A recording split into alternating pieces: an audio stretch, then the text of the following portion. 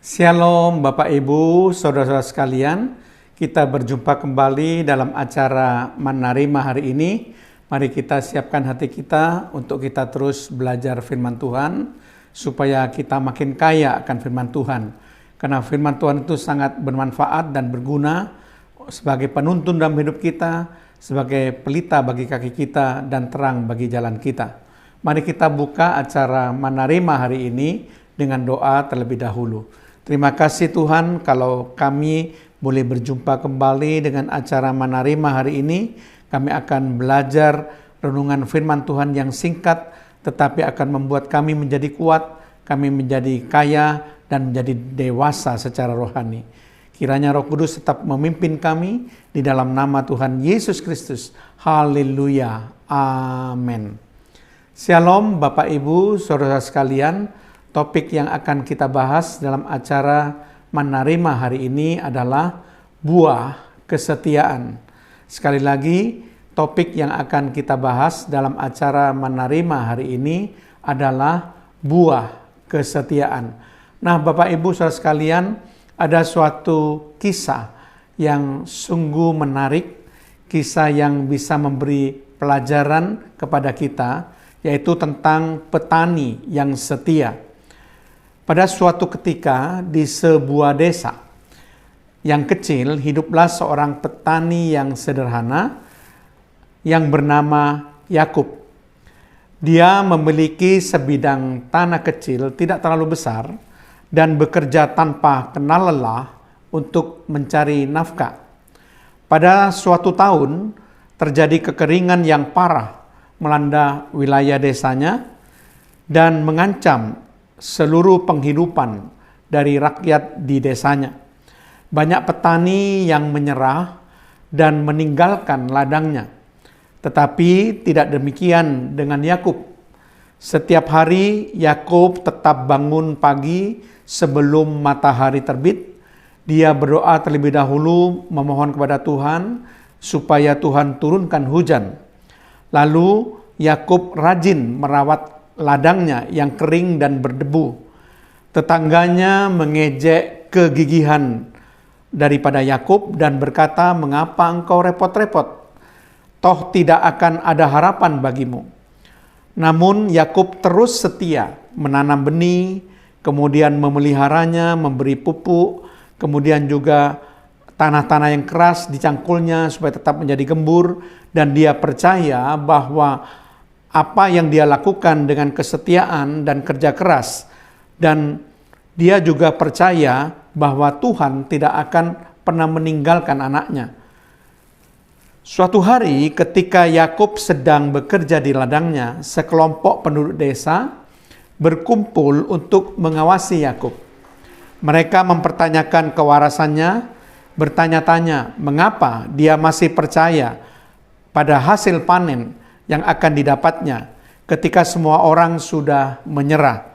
Yakub hanya tersenyum dan menjawab, "Saya percaya pada kesetiaan Tuhan. Dia telah mendukung saya melalui banyak tantangan, dan saya juga percaya Dia akan menyediakannya tepat pada waktunya." Nah, ajaibnya saudara, beberapa hari kemudian ternyata terlihat awan berkumpul di langit dan hujan mulai turun. Seluruh desa menyaksikan suatu transformasi besar-besaran, perubahan besar-besaran dalam keadaan ladang dari Yakub ini. Ternyata ladang Yakub yang tadinya tandus, kini tumbuh subur dengan tanamannya yang sangat subur. Orang-orang yang sama yang meragukannya dulu, yang mengejeknya, kini terkagum-kagum dengan hasil panen yang melimpah akibat kesetiaan Yakub terhadap pekerjaannya. Nah, Bapak Ibu saudara sekalian, kesetiaan selalu menghasilkan buah yang positif bagi kehidupan kita. Saya percaya bahwa apa yang ditulis Alkitab itu pasti akan digenapi. Seorang petani yang setia dan terus-menerus bekerja keras, pasti dialah yang pertama akan menikmati hasil usahanya. Ayat ini tertulis dalam 2 Timotius 2 ayat yang ke-6.